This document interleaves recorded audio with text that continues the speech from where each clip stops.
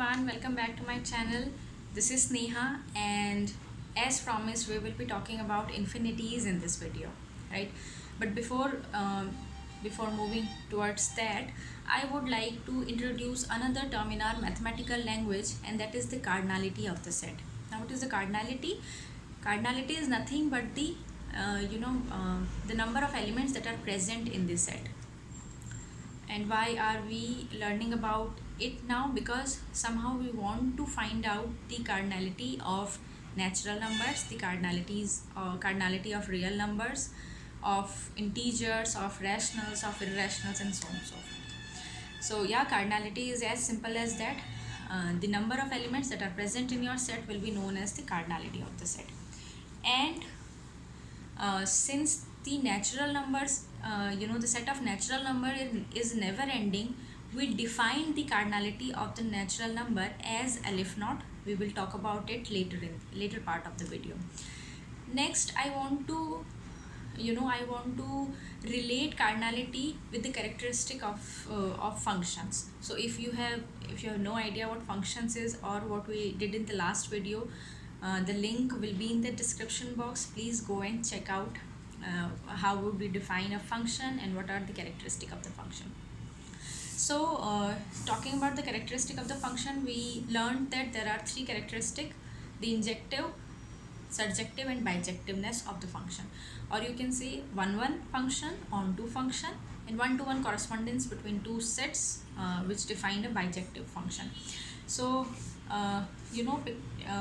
pictorially, if I can tell you, this is the picture of a function with characteristic as one-one or injectiveness. So if you can see it, with every function comes a domain of a function and codomain of a function. That is the two sets that we are talking about when we are defining some kind of function or assigning some values. So this is an example of an injective function. As we learned about the definition of injectiveness, all different elements in the domain goes to different elements in the codomain. Such functions are known as injective functions. If all the different elements in the codomain are not going to different elements in the all the different elements in the domain are not going to the different elements in the codomain, we say that the function is not injective or not one-one. So if I have to relate the cardinality of the sets involved with the characteristic of the function, I will say if the cardinality of the domain is less than the cardinality of the codomain, the function is injective.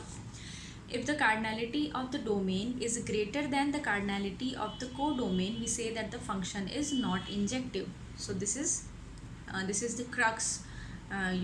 This is what you need to learn in this chapter. Very important. Similarly, we can relate the cardinality of two sets with the function that are surjective. So here, the domain of the function has more elements than the codomain, so the function is surjective.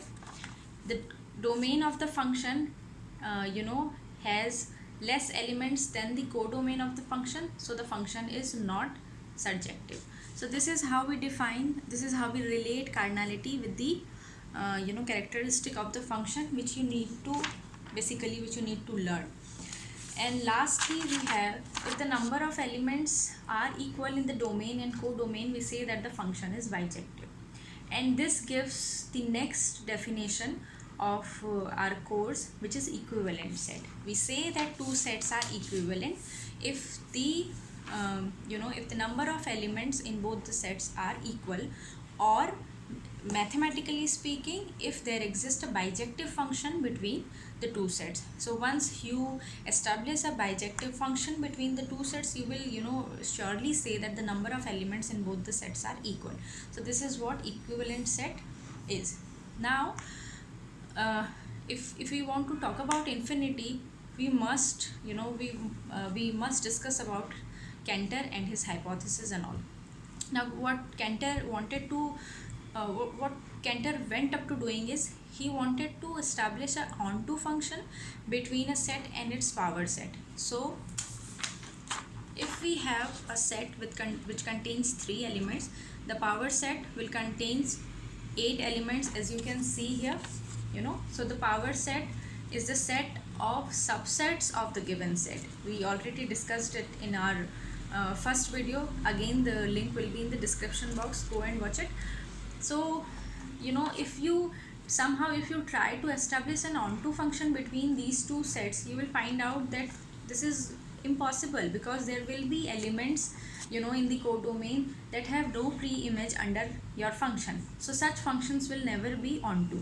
This is what Cantor proved, and it's the breakthrough in our in set theory, because after this he went on to proving that if there does not exist such onto function, that means if the domain is the set of natural numbers and the codomain is the set of the power set of natural numbers, then there will not be an onto function between them. That is, the cardinality of the power set will always be greater than the cardinality of the set, right?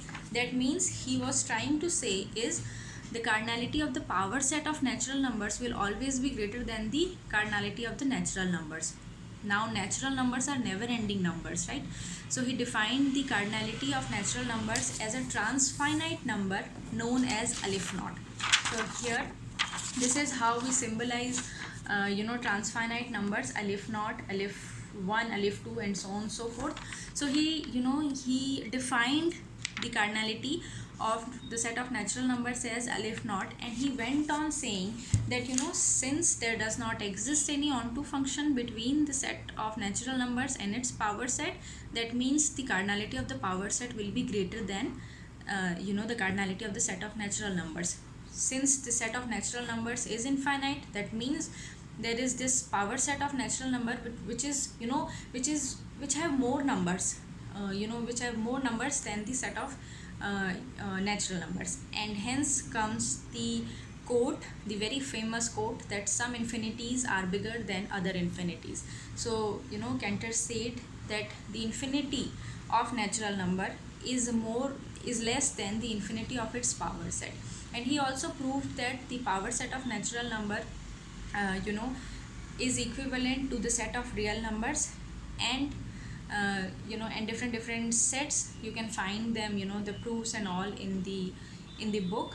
But then he defined that fine, if we can define the the cardinality of the power set is 2 raised to the power the cardinality of the set, the cardinality of the real number will be 2 raised to the power aleph naught, which is C, the next infinite or transfinite number, which is continuum, which he has given a new name as continuum.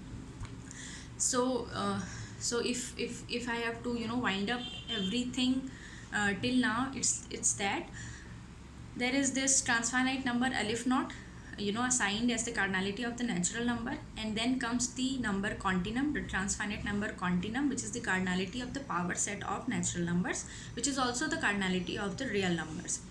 Also Cantor has this conjecture that there does not exist any transfinite number between aleph naught and continuum, and this is an open question till date, right? So we are still working on it, whether there exists a transfinite number between these two infinities.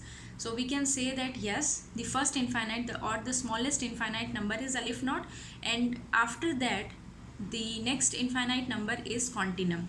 There does not exist any infinite number in between them till now, right? So this is all about infinities and all. Lastly, to close this this part of our course, set theory, there are 3 kinds of set that we studied till this point. The first is empty set, second is finite set, and the third is infinite set. So what are empty sets? Empty sets are the set that does not contain any element, or you can say the cardinality of that set is 0. Finite set, they contain element that are finite in number, you can count them in.